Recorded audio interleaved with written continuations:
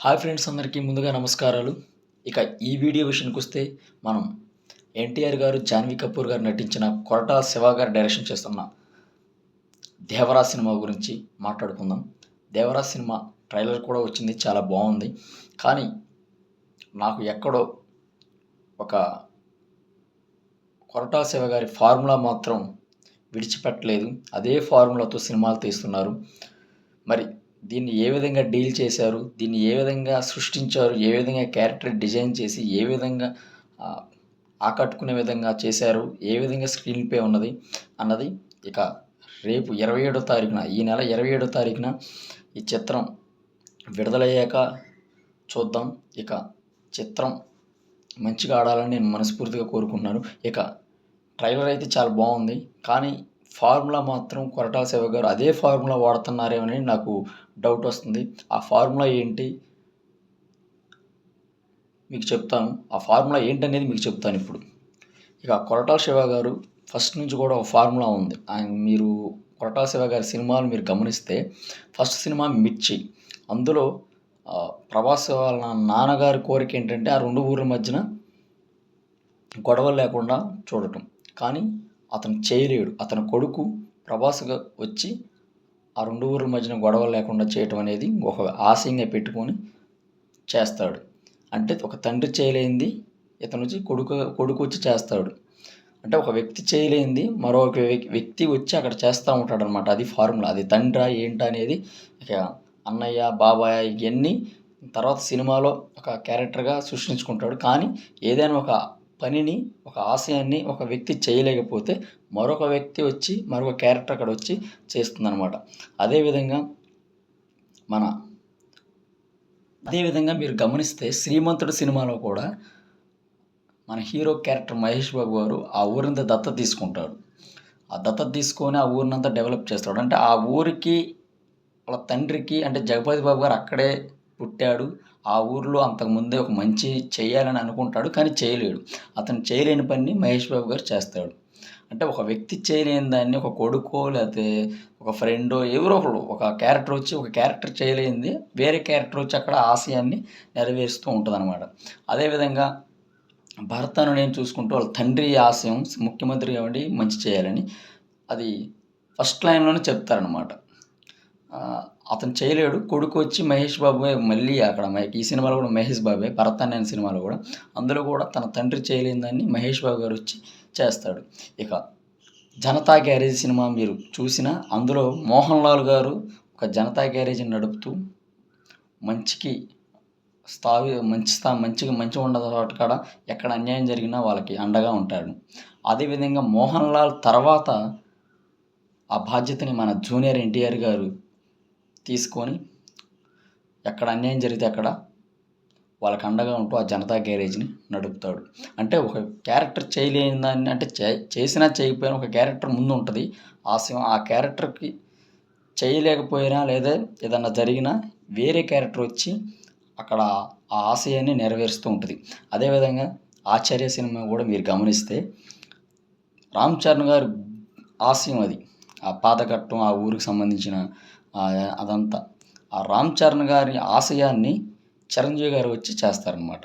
అంటే రామ్ చరణ్ గారు చనిపోతే చిరంజీవి గారు ఆ బాధ్యతని, ఆ ఆశయాన్ని నెరవేరుస్తాడు. అంటే ఒక క్యారెక్టరు ముందు ఒక గోల్ ఉంటుంది. ఆ క్యారెక్టర్ చేయలేని స్థితిలో ఉంటే వేరే క్యారెక్టర్ వచ్చి అక్కడ ఆశయాన్ని నెరవేరుస్తుందనమాట. ఈ ఫార్ములా అనేది కొరటాల శివ గారి ఫార్ములా.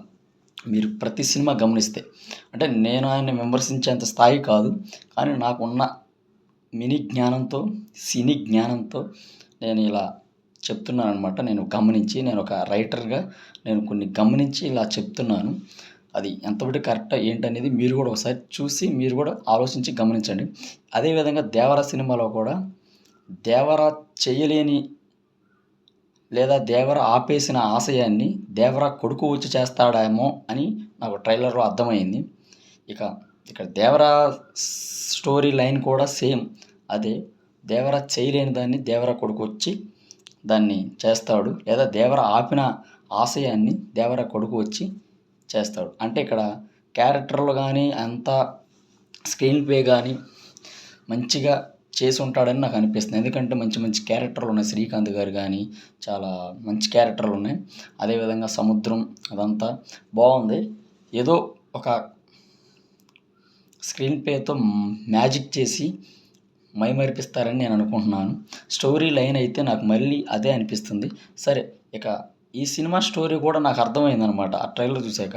బైరా, దేవరా అనే ఇద్దరు గ్రూప్ ఉంటారు. ఆ కంటైనర్లు సముద్రంలో వచ్చే కంటైనర్లు దొంగతనం చేస్తూ ఉంటారు. ఆ తర్వాత బైరాకి, దేవరాకి గొడవలు వస్తాయి. బైరా చేసే హత్యలు కానీ, మరీ క్రూరత్వంగా వెళ్ళే ఆ దొంగతనం కానీ దేవరాకి నచ్చదు. అక్కడ వాళ్ళిద్దరికి డివైడ్ అయ్యి బైరా, దేవర మధ్య గొడవలని ఏర్పడి 2 గ్రూపులు ఏర్పడతాయి. అక్కడ దేవర వాళ్ళ బైరా మనుషులను కూడా కొంతమందిని చంపి సముద్రంలో పడేయటం జరుగుతుంది. అలా మొత్తానికి దేవర ఫ్లాష్ బ్యాక్ అనేది అలా ఉంటుందనుకుంటున్నా.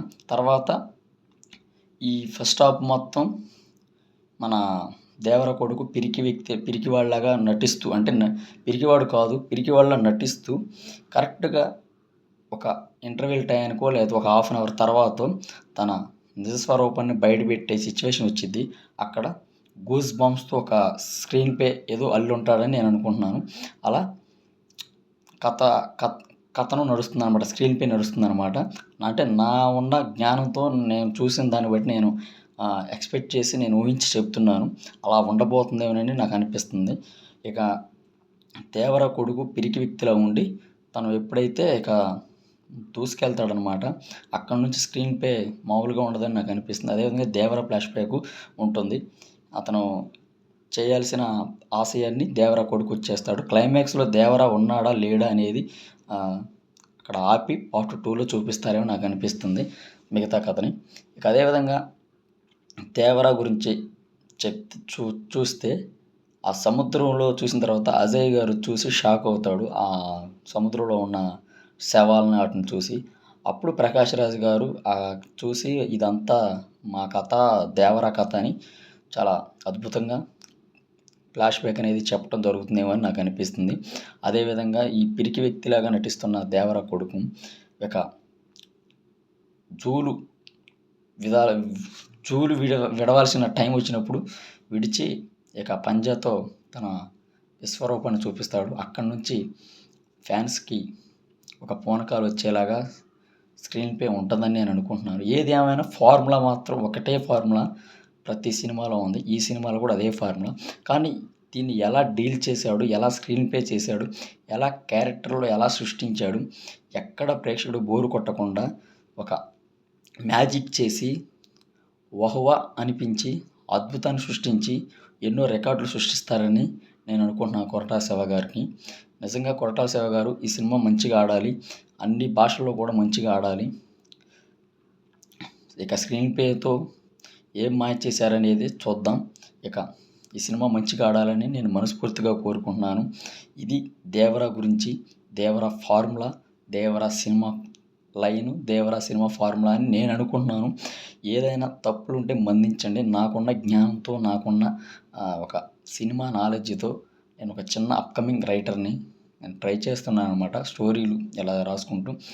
ఈ జ్ఞానంతోనే నేను చెప్తున్నాను తప్ప నేను వాళ్ళని విమర్శించడానికి కాదు. ఏది ఏమైనా దేవర సినిమా మంచిగా ఆడాలని నేను మనస్ఫూర్తిగా కోరుకుంటున్నాను. మీ నాగేంద్ర. ప్లీజ్ సబ్స్క్రైబ్ చేయండి. Writer and director Nagendra.